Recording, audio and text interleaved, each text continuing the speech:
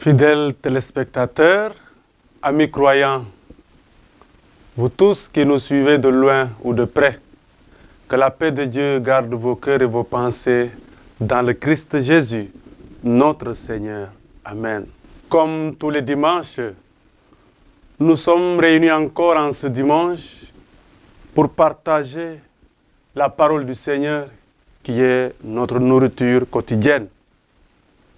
Et ce matin, avec vous, je voudrais méditer la personne du Saint-Esprit, notamment sa collaboration avec les apôtres dans la mission de l'Église.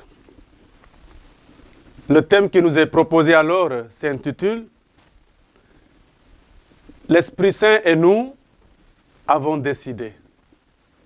Il est tiré du livre des Actes des Apôtres au chapitre 15, verset 28. L'Esprit Saint et nous avons décidé.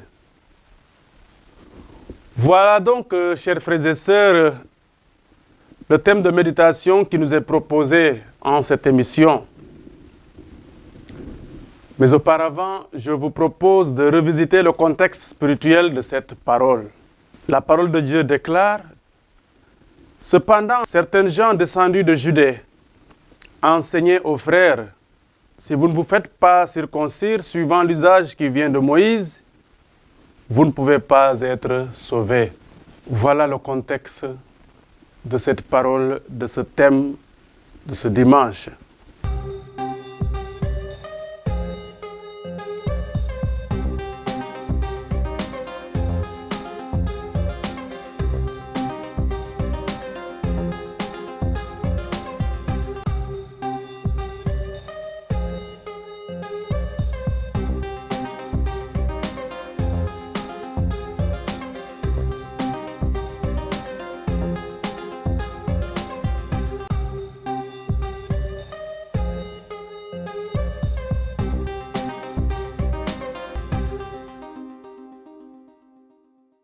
Inauguration de la chapelle La Miséricorde divine de l'hôpital général Idriss Pouye de Grand Yoff.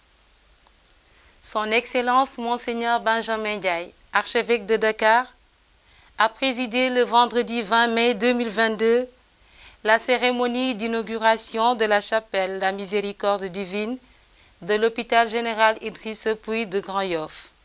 On note la présence des membres de l'amicale catholique de l'hôpital, du personnel de santé, de l'abbé Bernard Diouf, aumônier de la pastorale des malades, des curés des paroisses de Saint-Paul de Grand Yoff et des martyrs de l'Ouganda, des religieux et des invités. En préparant cette cérémonie, c'est un chant qui m'est venu en tête: signe par milliers, traces de ta gloire. Le Seigneur nous donne des signes multiples. Le premier signe que je retiens, c'est l'invitation de Jésus pour que nous profitions de sa miséricorde.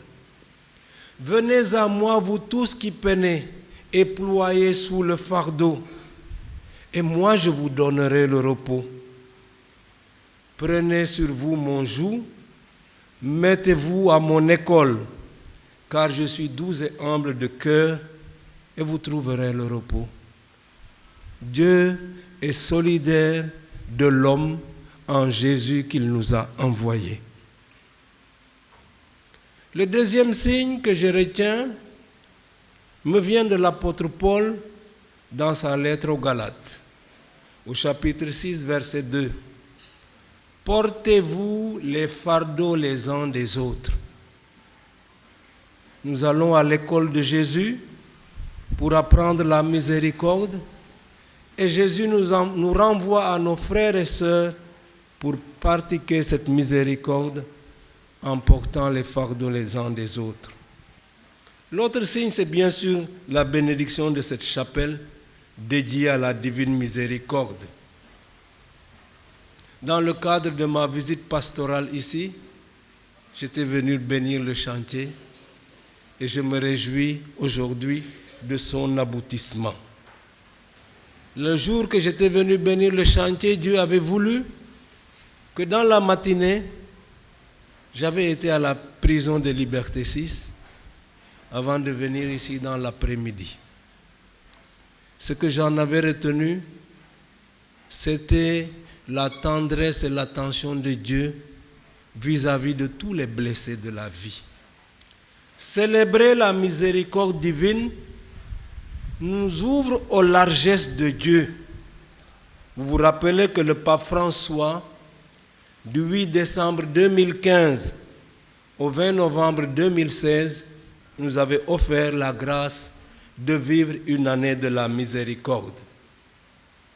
Et le message qu'il nous a transmis à cette occasion commençait ainsi. Jésus-Christ est le visage de la miséricorde du Père. C'est en effet lui, Jésus, qui nous apprend à reconnaître en Dieu le Père, la source de notre être. Le pape François a souligné dans son message que la miséricorde était un patrimoine commun aux trois religions révélées. Il disait, la valeur de la miséricorde dépasse les frontières de l'Église et le lien avec le judaïsme et l'islam qui le considèrent comme un des attributs les plus significatifs de Dieu. L'hôpital où nous sommes est au service de la vie par sa mission d'accueillir, de soigner, de guérir. Nous prions pour tout le personnel dévoué à cette mission au nom du Dieu vivant. Nous prions et saluons leurs compétences, leur savoir, leur dévouement, leurs soins, qui sont autant d'expressions d'humanité.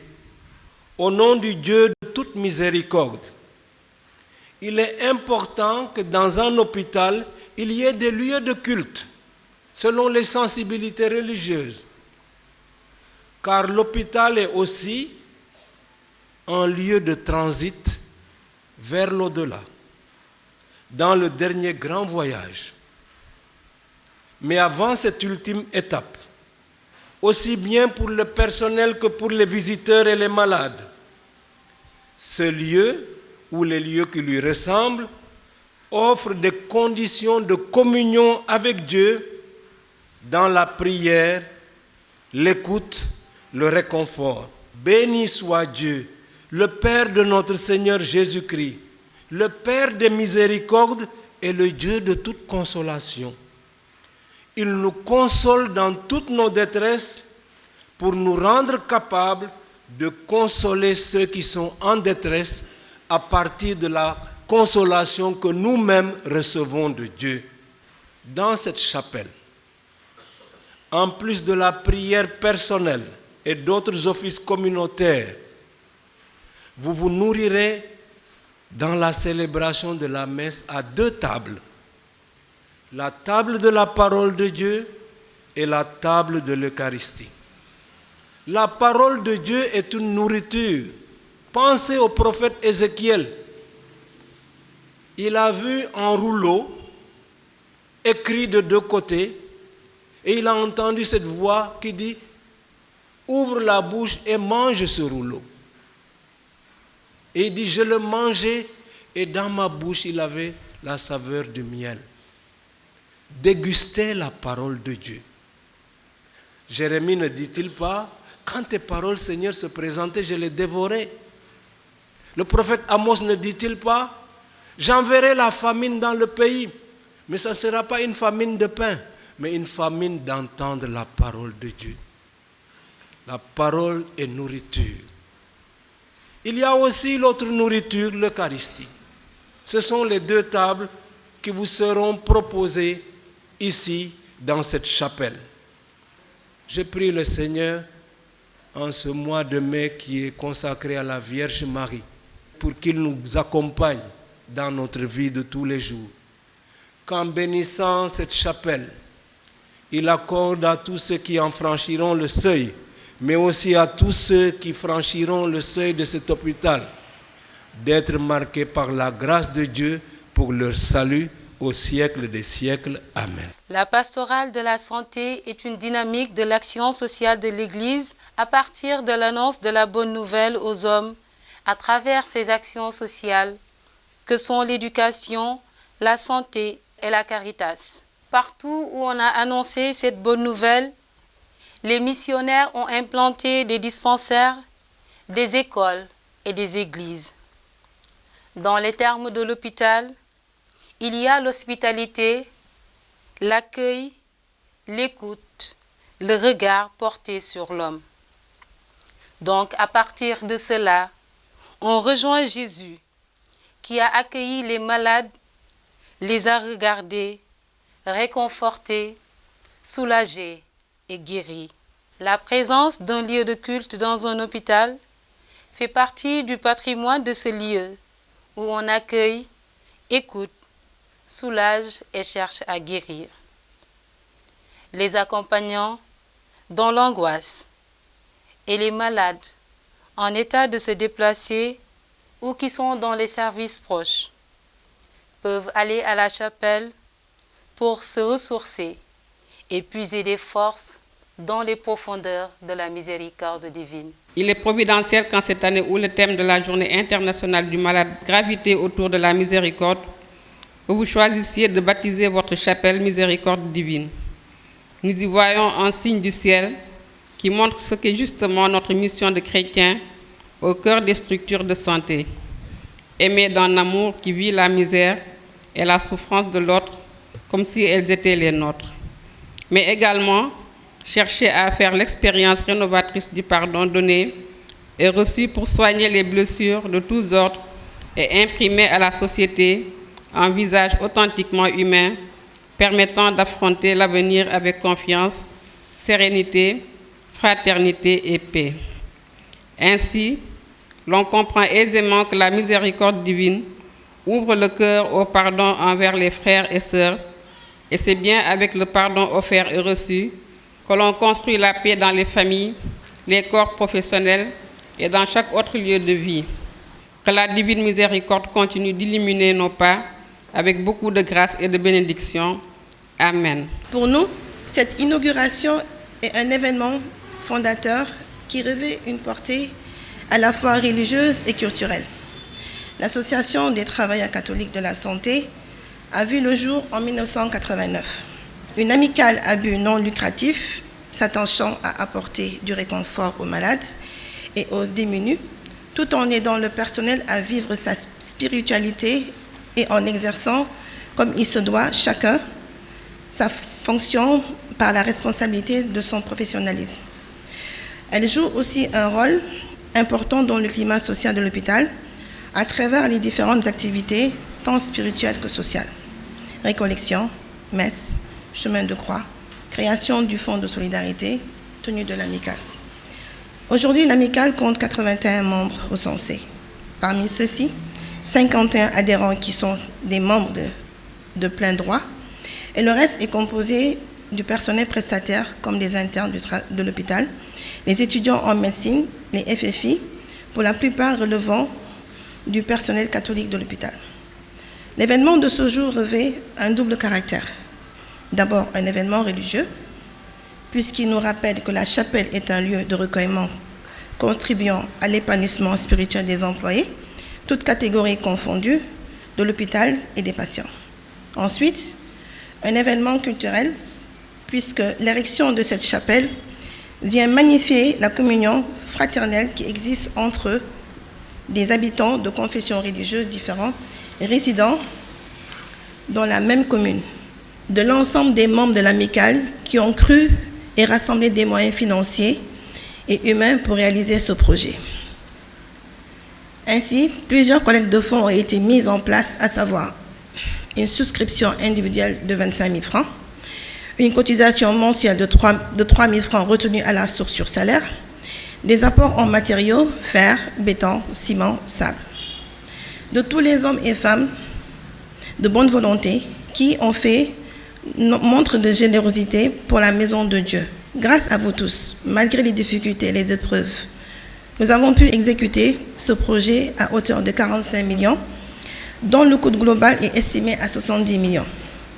Vous convenez avec moi que nous avons un gap à couvrir de 25 millions pour finaliser les différents travaux qui consistent à trouver des bancs ainsi qu'aux vitraux qui apporteront une touche particulière à l'édifice. Nous sommes heureux et fiers d'avoir eu un lieu où le personnel, les accompagnants et les malades qui se sentent mieux peuvent venir se recueillir, prier, glorifier et rendre grâce à notre Seigneur Jésus-Christ, plein de miséricorde et de compassion. Quelques années derrière, ce joyau n'existait pas. Aujourd'hui, les fidèles chrétiens peuvent aller à la chapelle, se recueillir et s'exprimer en face du Dieu auquel ils croient.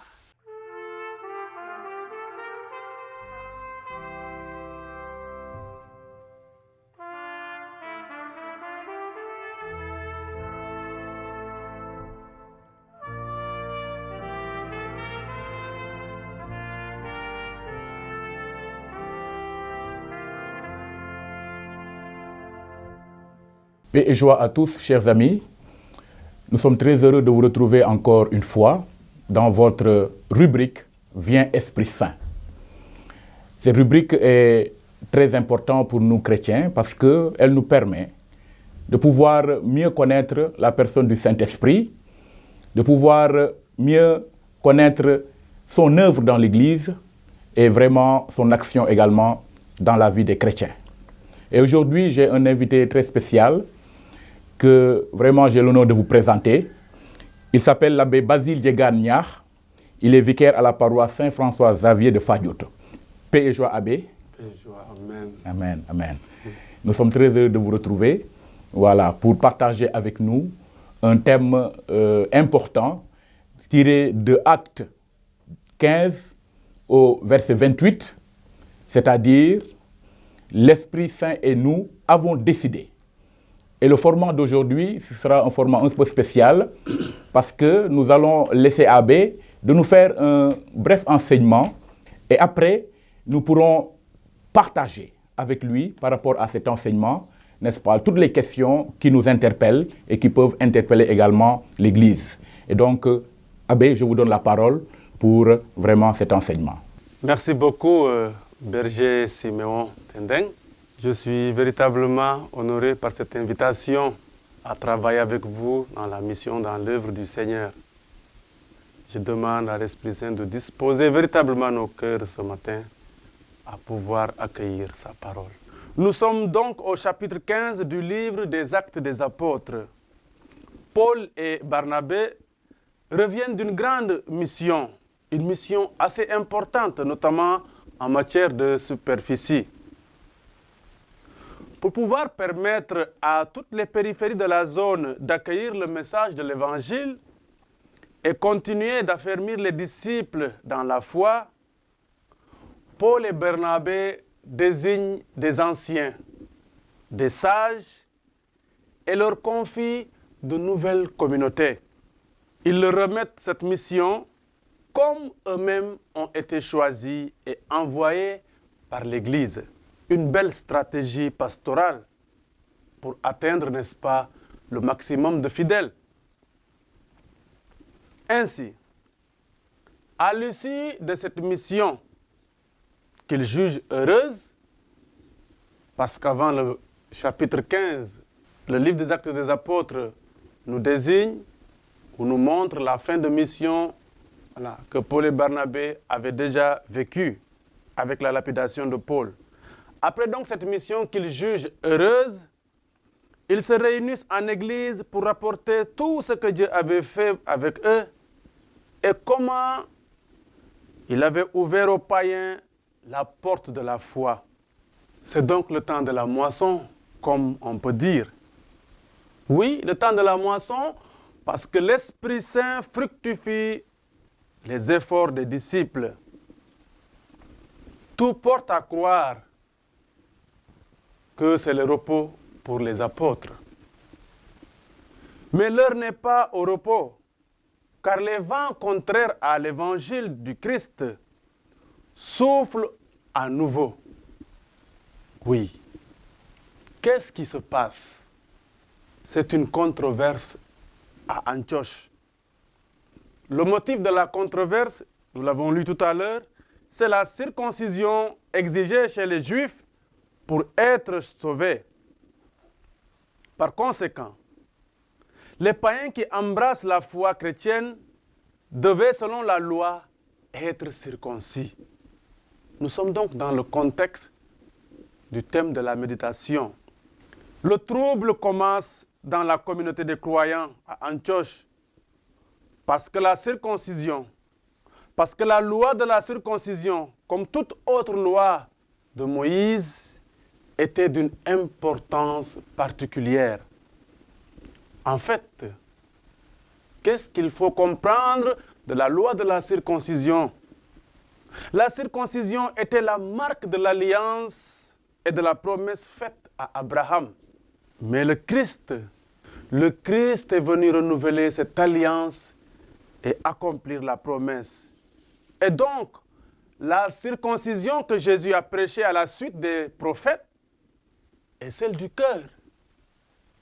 Et celle du cœur. Aujourd'hui, la marque de l'alliance, ce n'est plus la circoncision. La marque de l'alliance, c'est le baptême dans l'Esprit Saint. Et c'est tout le contenu de la prédication de Pierre lorsque les frères se réunirent à Jérusalem. Nous sommes au concile de Jérusalem. Pierre dit une parole qui me touche beaucoup. Je cite, « Et Dieu qui connaît les cœurs a témoigné en faveur des païens en leur donnant l'Esprit Saint, tout comme nous, sans distinction. » Actes des Apôtres, le chapitre 15, verset 8.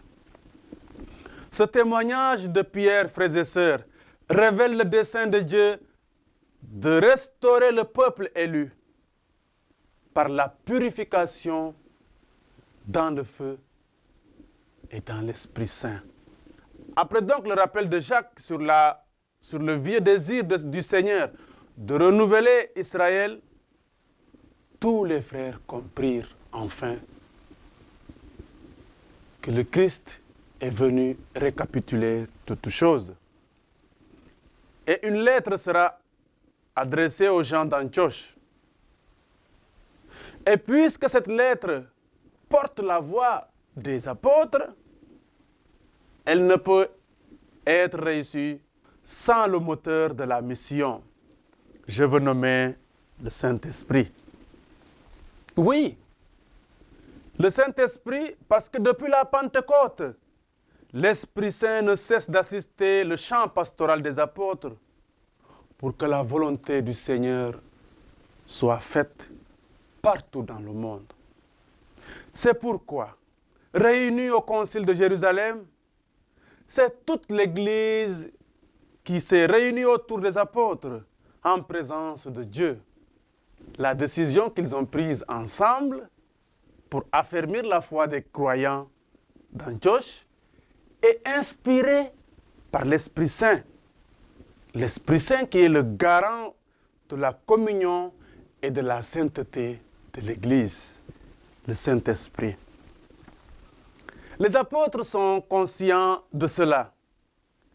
Ils savent nettement que toute décision au sujet de la mission de l'Église leur sera dictée par le Saint-Esprit. Et oui, parce que le Maître, le Christ, le leur avait déjà dit.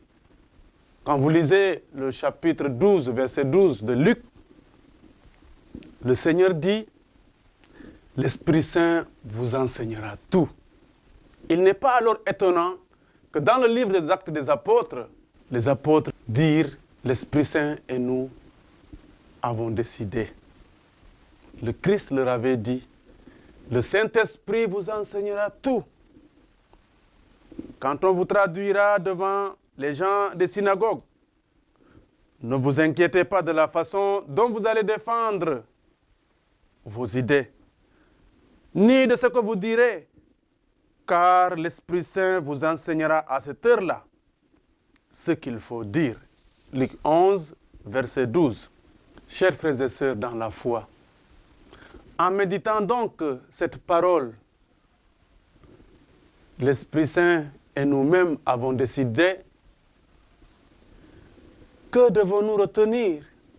Que dois-je retenir? Que devons-nous apprendre des apôtres?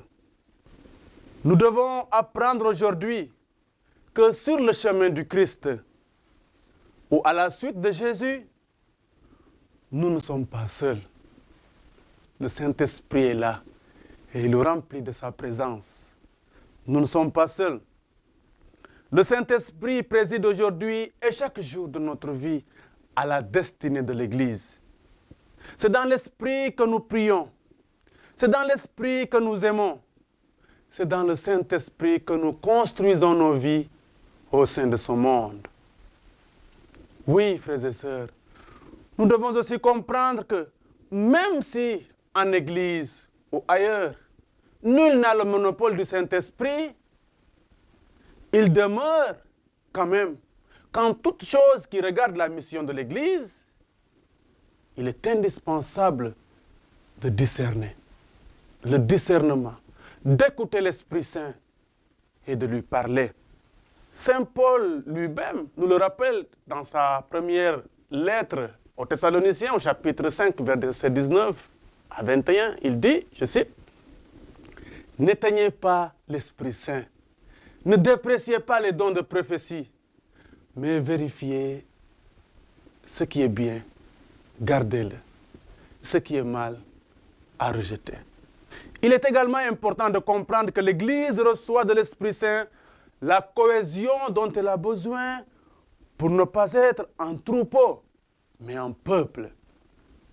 Oui, l'Église reçoit du Saint-Esprit la cohésion dont elle a besoin. Saint Paul, Pierre, Barnabé, Silas, Jacques avaient à cette époque besoin du Saint-Esprit, de cette cohésion pour pouvoir former un seul peuple, une seule communauté fondée dans le Christ.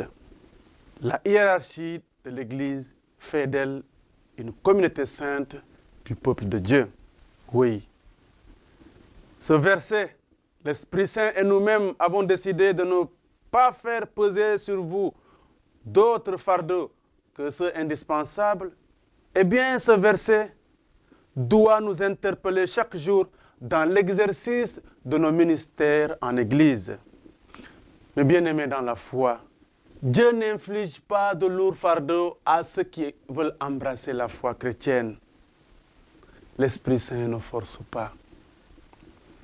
Il se propose de demeurer dans les âmes prêtes à l'accueillir et à vivre selon le vouloir du Seigneur. La mission du Saint-Esprit est fondée sur l'amour. Propager cet amour chez les apôtres, propager cet amour du Seigneur chez les fidèles.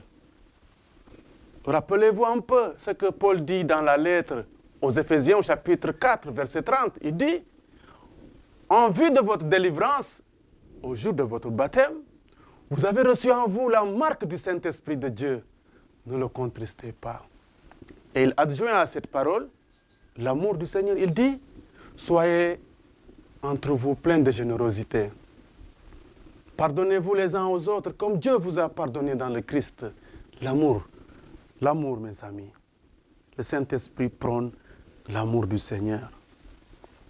Et la volonté du Seigneur, c'est que nous nous aimions fortement les uns les autres. L'amour envers les païens a poussé Dieu et les apôtres à les accueillir. Et nous, aujourd'hui, à cette époque, l'Esprit Saint travaille et nous accoutume peu à peu à la charité de Dieu, l'amour du Seigneur. Aujourd'hui, mes frères, mes sœurs, chacun peut se demander, qu'est-ce que j'ai déjà fait pour mon frère? Quelle peine, quelle souffrance j'ai endurée pour l'autre? Quelle patience ai-je accordée à mon frère? Oui, c'est cette longue patience pour supporter l'autre, pour lui donner sa place dans ma vie comme les apôtres, qui crée peu à peu un espace de liberté spirituelle. Un espace de liberté spirituelle. Et je finis avec cette belle phrase de Saint Basile qui a écrit le traité sur l'Esprit Saint. Il dit, le Saint, je cite, « L'Esprit Saint exerce une action spéciale chez tous les hommes qui sont purs dans leurs intentions et dans leurs affections. Qu'est-ce à dire? Tous ceux qui travaillent dans la lumière de Dieu, le Saint-Esprit travaille avec eux.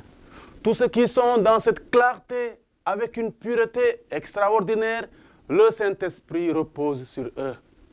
On ne triche pas avec le Saint-Esprit. Que Dieu, dans sa grande paix, en ces moments où nous nous acheminons vers les célébrations de l'Ascension et de la Pentecôte, dispose nos cœurs à accueillir cette grâce insondable du Saint-Esprit pour que nous puissions être des témoins hardis de l'Évangile aujourd'hui et dans les siècles à venir. Amen. Je vous remercie, Abbé, pour ce brillant enseignement, très riche, que vous venez de livrer. Je voudrais vous poser quelques questions, parce que cet enseignement quand même interpelle et je pense que ça soulève beaucoup de questions. La première question, Abbé, est-ce à dire en disant l'Esprit Saint et nous avons décidé que le Seigneur nous associe même à sa mission, nous associe à son œuvre? Est-ce à dire cela? Justement, je disais dans mes propos tout à l'heure que nous ne sommes pas seuls en Église. Le Seigneur travaille avec nous. Et le moteur de la mission aujourd'hui de l'Église, c'est le Saint-Esprit. Il est tout le temps avec nous pour nous édifier à mieux répondre aux désirs et à la mission de Dieu. Donc le Saint-Esprit est avec nous. Selon vous, la personne du Saint-Esprit est une réalité qui est présente dans l'Église et qui se manifeste partout où, en tout cas, il y a la présence de Jésus, n'est-ce pas? Il y a la présence du Saint-Esprit, même à travers les sacrements. Que pensez-vous de cela, Abbé? Voilà, vous savez, Berger, depuis les origines du monde, notamment dans le livre de la Genèse, voilà, la Bible nous fait comprendre que cet esprit était toujours là auprès de Dieu. Et il travaillait en silence avec les prophètes. Vous avez vu ce qu'il a fait avec eux, comment il les a entretenus. Plus tard avec le Christ, avec les apôtres. Pour dire quoi? Que tout simplement, l'Esprit Saint ne nous quitte pas d'une minute. Parce que toute la mission qui repose sur l'évangile du Christ est en tout cas inspirée par l'Esprit Saint. Cette mission est inspirée par l'Esprit Saint. Et c'est pour que nous, ou les apôtres de cette époque, n'ayons pas à faire des erreurs, que le Saint-Esprit continue de nous éclairer pour pouvoir encore mieux édifier le peuple de Dieu qui écoute. Voilà, chaque apôtre, chaque disciple, chaque baptisé. Vous avez dit dans votre enseignement que l'Église reçoit, n'est-ce pas, la cohésion par l'Esprit Saint, ce qui fait que l'Église n'est plus un troupeau, mais un peuple. Je pense que c'est très fort, Abbé. Qu'est-ce que vous entendez dans cela? C'est très fort. Voilà, cette question, je m'y attendais parce que je me disais que vous alliez me poser ça. Je voudrais, avant de répondre à cette question, ajouter quelque chose de la question précédente par rapport au sacrement. Quand vous regardez bien dans la célébration des sacrements, chaque fois on invoque le Saint-Esprit. C'est pour dire que l'Église en elle-même a besoin de cette personne divine pour pouvoir faire complètement le travail, la mission. C'est le Christ qui a demandé à ce que l'Esprit Saint descende sur les apôtres pour pouvoir continuer son œuvre. Et venant à cette question de la cohésion, justement, aujourd'hui, l'Église, du moins le Saint-Esprit, aide plutôt l'Église à devenir un peuple et non un troupeau. Troupeau, ce n'est pas mauvais.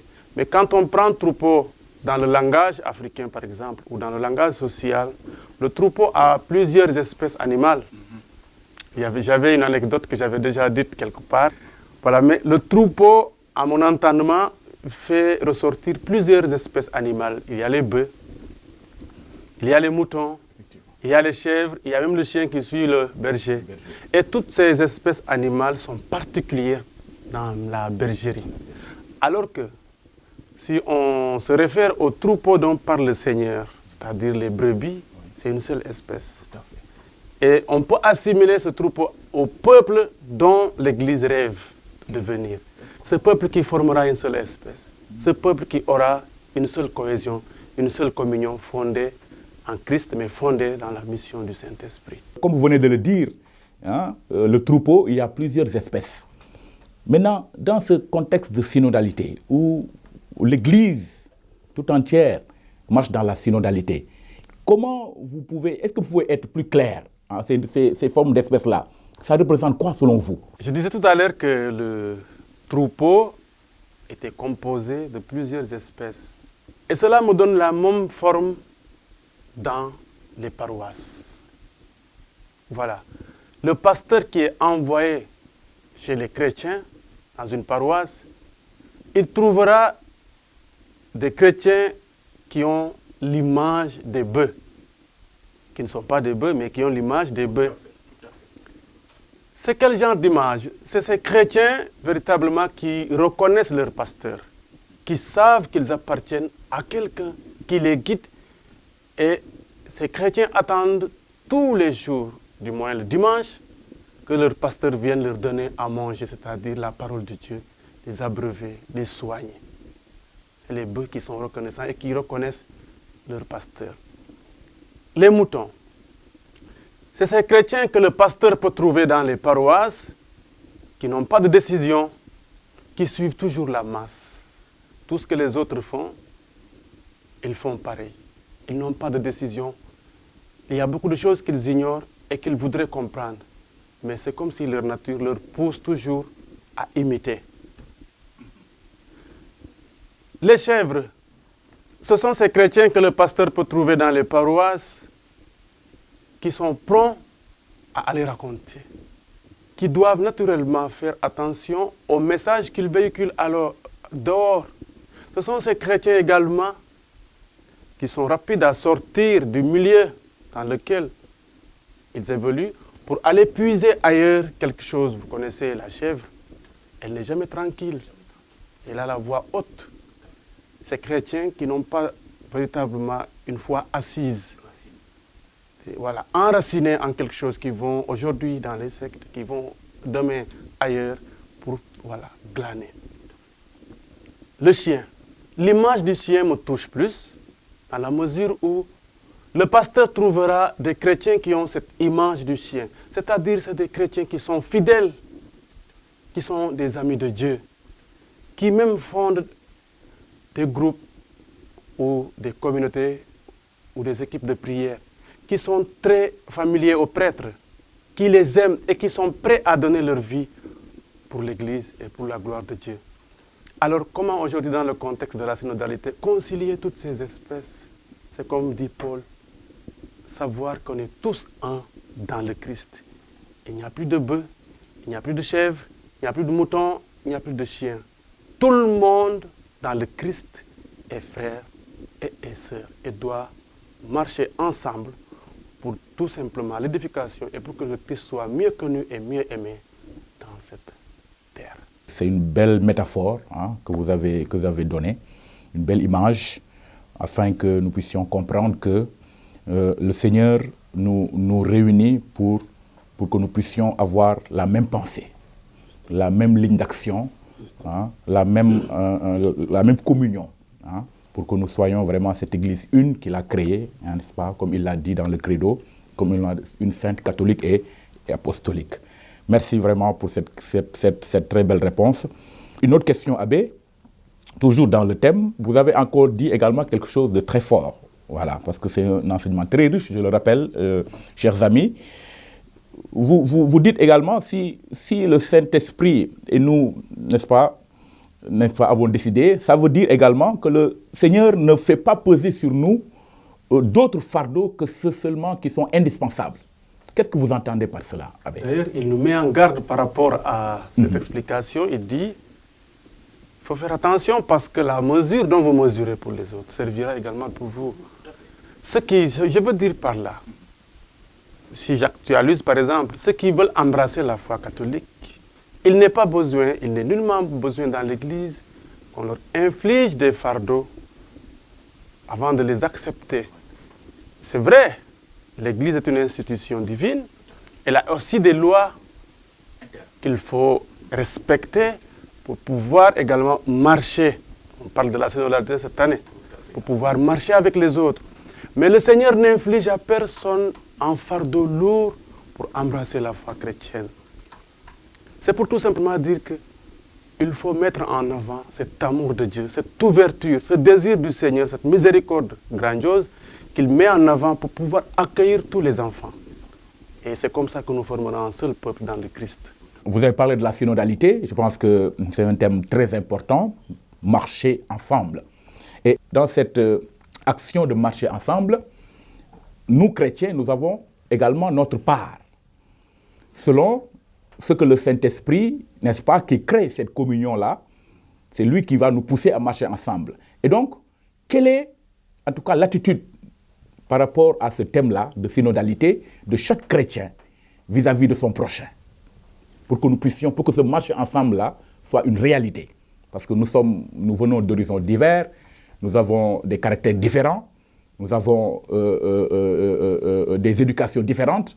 Mais si le Seigneur parle de synodalité, ça veut dire qu'il veut quelque part qu'il y ait cette communion-là. Et cette communion ne fera que par l'Esprit. Donc, que pensez-vous, n'est-ce pas, de cela par rapport à ce thème de la synodalité? Vous savez, quand le Christ, avant de passer de ce monde à son Père, au chapitre 17, verset 21 de Saint Jean, dit que tous soient un, ça veut dire que le Christ lui-même a voulu depuis longtemps cette synodalité. Voilà, ce marcher ensemble, cette unité. Cette unité que nous tous, chrétiens aujourd'hui, devons promouvoir. Et avec la grâce du Saint-Esprit, nous avons la chance de pouvoir marcher ensemble. Parce que l'Esprit Saint est là pour l'unité. C'est un moteur de l'unité. Maintenant, comment aujourd'hui, nous chrétiens, qui sommes issus de différents horizons, pouvons nous marcher ensemble? Mais c'est tout simplement en bannissant les frontières qui nous divisent, en construisant des ponts qui nous rallient. Marcher ensemble en Église, je crois, à mon humble avis, c'est nous reconnaître tous, frères et sœurs, dans le Christ. Parce que Paul déclare dans la lettre aux Galates, vous tous que le baptême a uni dans le Christ, vous avez revêtu le Christ. Il n'y a plus entre vous, juifs, il n'y a plus de femmes, il n'y a plus l'homme, il n'y a plus, etc. On bannit les clans, on bannit les frontières qui nous divisent. Et véritablement, on s'enrichit de nos différences, comme disait l'autre, pour converger vers l'universel. Je pense que c'est très, très, très, très fondamental, bannir les frontières, bannir vraiment tout obstacle qui peut entraver ce marcher ensemble, cette synodalité. Et comme il l'a si bien dit, ça m'a frappé, Jésus-Christ, notre Seigneur, a toujours voulu cette synodalité. Hein? Vraiment, voilà, j'insiste en cela. C'est pourquoi il a voulu que tous, nous puissions être un, comme lui et le Père sont un. Et c'est très fondamental, Abbé, vraiment pour ce que vous venez de dire. Abbé, peut-être une dernière question. L'Esprit Saint également travaille à ce que nous puissions vivre cette charité en tout cas chrétienne. Hein? Cette charité chrétienne. Et en ce sens, je pense qu'il y a beaucoup d'organisations que l'Église a mis sur place pour pouvoir donner corps à cette charité-là. Et donc, dans un milieu où nous sommes, qui est en majorité musulmane, que pensez-vous, voilà, de cette dimension de charité-là, n'est-ce pas? Surtout que nous sommes dans un monde maintenant où de plus en plus la pauvreté gagne du terrain. Je crois que c'est Saint Paul, dans la lettre aux Romains, qui dit aussi, au chapitre 5, si j'ai bonne mémoire, il dit « L'amour de Dieu a été versé dans nos cœurs par l'Esprit Saint. » Donc je disais dans mon petit texte que la mission première de l'Esprit Saint, c'est propager cet amour de Dieu. C'est le vouloir du Seigneur, l'amour, partout dans le monde. Et donc, dans le contexte du Sénégal, où nous avons plusieurs particularités confessionnelles, je crois que la manière dont nous devons promouvoir cette charité, nous l'avons déjà fait à travers la Caritas, au niveau de l'Église, voilà, l'aide apportée à n'importe qui. Voilà, nous ne cherchons pas à voir si il est de telle confession ou il est d'une autre confession. Et cette charité devait être encore plus vaste. Comme nous disions tout à l'heure, supprimer les frontières, pouvoir aider toute personne qui est dans le besoin. Et cette charité également doit être vécue dans la vérité. Voilà, dans la vérité, dans le respect de l'autre. Et c'est comme ça que je crois la paix, la joie de vivre et le bonheur surviendront dans notre pays et également dans les autres nations qui auront à imiter.